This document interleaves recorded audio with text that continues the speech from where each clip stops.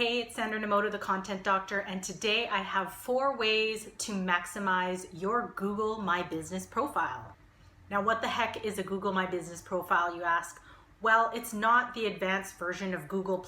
Google+ is so out the door, so if you're still using a Google+ icon on your website, first of all, you should take that down.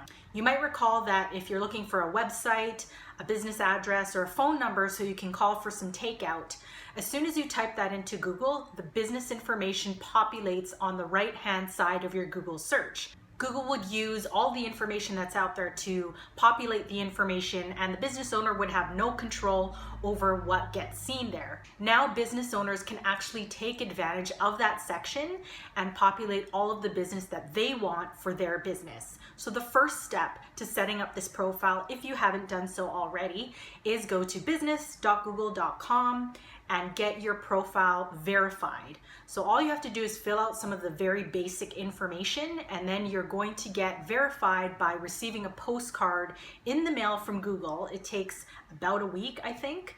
And then from there, it's gonna have a verification code that you can use to complete and publish the rest of your information. Before I move on to tip number 2, you might be asking, well, I don't have a business address.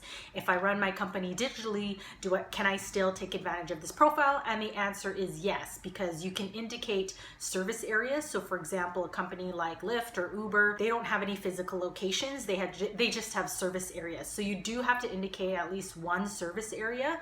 I would probably recommend the hometown that you live in. And then from there, you don't actually have to have an address published. Tip number 2 is to fill out your profile as much as possible. And you can fill out all of this information before you even get verified, so you don't have to wait for that postcard to arrive in mail. So some of the things that you should have in your profile are address, if you have a retail or brick and mortar location, hours of operation, that's super important for places like restaurants, stores, website, photos, and a list of products and services. People don't often put photos in their Google profile, and products and services are another way that you can highlight certain things that you want people to buy. Or if you're a B2B company, you can highlight some of the top services that you want to be known for. And that's tip number 2.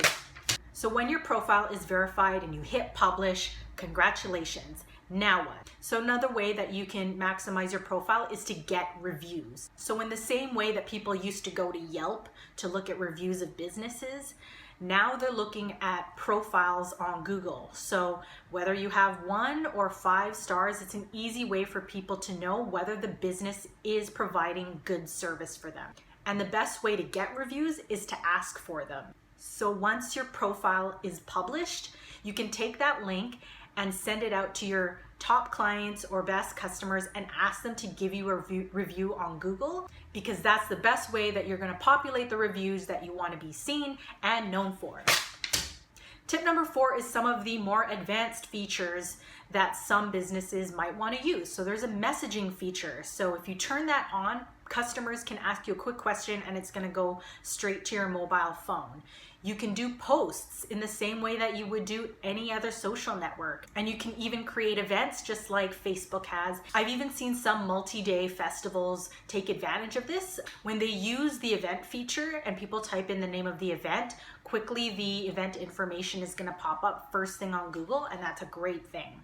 Finally, you can also look at your analytics. And the great thing about having a Google My Business profile is that Google will actually email you some of this stuff, because let's face it, we don't always have time to look at our analytics. So getting that email reminder is a great way to remember that you can look at some of the analytics and how many people are visiting your profile and what they're doing. Finally, you can create Google ads for your profile in the same way that you would with your website. I hope those tips were helpful, and I hope to see your business up on Google.